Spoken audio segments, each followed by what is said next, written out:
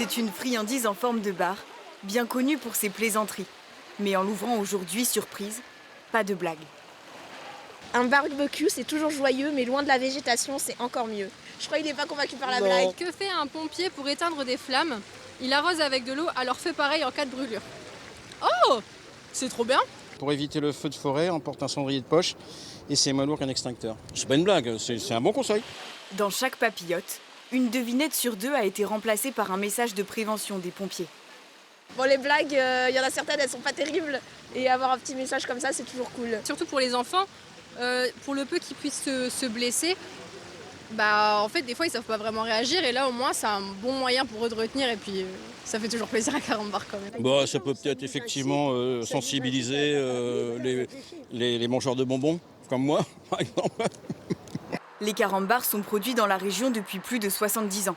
Ce mardi, la production a été adaptée. Chacun des 2000 bonbons produits par minute contient désormais un conseil. L'opération s'appelle Carahéro.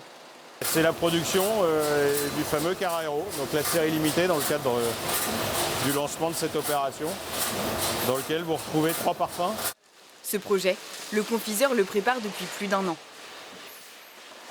Vous avez d'un côté les sapeurs-pompiers dont un des principaux objectifs, c'est de sensibiliser sur les conseils de prévention. Et vous avez de l'autre côté une marque qui a un vecteur de communication avec ses papillotes. Et donc assez naturellement, on s'est dit que on pouvait tous les deux œuvrer pour déployer ces conseils de prévention tout en gardant l'humour de Carambar. Pour rédiger près de 200 nouvelles blagues de pompiers, il a fallu faire appel aux premiers concernés.